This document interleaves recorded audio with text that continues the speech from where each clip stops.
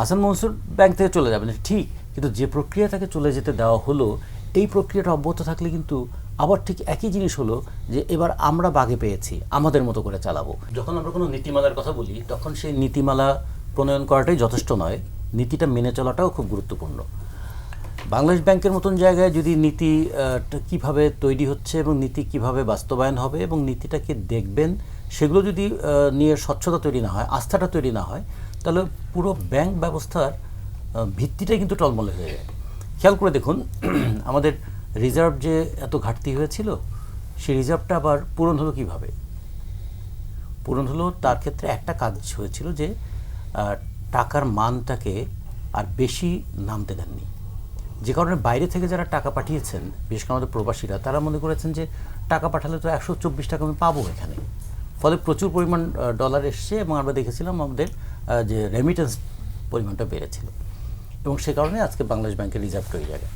এটাকে অনেকে বলছেন যে হ্যাঁ এটা হাসান মনসুর সাহেবের একটা সাফল্যের জায়গা যে তিনি রিজার্ভ ফান্ডটাকে বাড়িয়ে তুলতে পেরেছেন, কিন্তু তিনিও যে খুব ভালো কিছু করতে পেরেছেন তা কি আমরা দেখেছি গত 18 মাসে? তা দেখলাম না।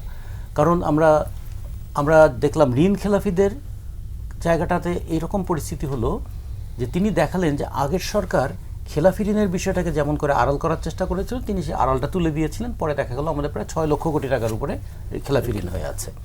কিন্তু ঋণ খেলাফিদের কাছ থেকে এই খেলাফি ঋণের টাকা উদ্ধার করার ক্ষেত্রে কি পদক্ষেপ নেওয়া হয়েছে? উন্মোচিত হয়েছে, উদ্ঘাটিত হয়েছে সমস্যাগুলো, সমাধান হয়েছে কি? এটাগুলো উদ্ধার হয়নি।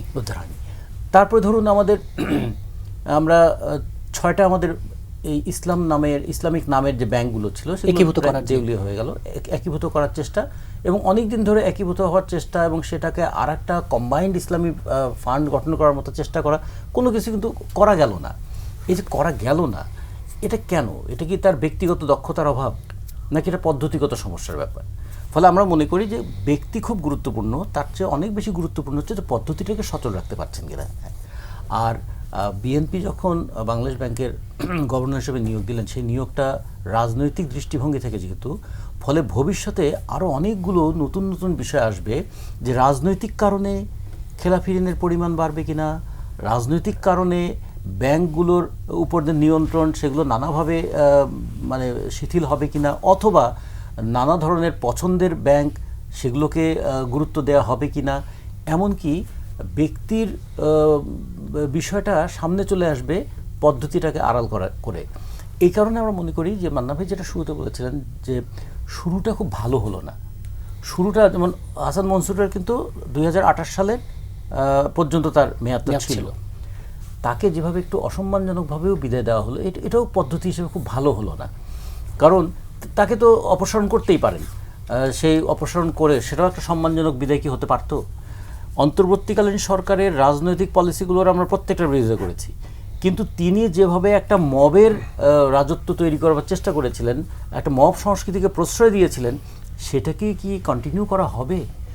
হাসান মনসুর ব্যাংক থেকে চলে যাবেন ঠিক, কিন্তু যে প্রক্রিয়া তাকে চলে যেতে দেওয়া হলো এই প্রক্রিয়াটা অব্যাহত থাকলে কিন্তু আবার ঠিক একই জিনিস হলো যে এবার আমরা বাগে পেয়েছি, আমাদের মতো করে চালাবো। তো এই মানসিকতাও কিন্তু শেষ পর্যন্ত আর্থিক প্রতিষ্ঠানগুলোর শৃঙ্খলার ক্ষেত্রে বড় একটা মানে অশনি সংকেত হিসেবে দেখা দেবে।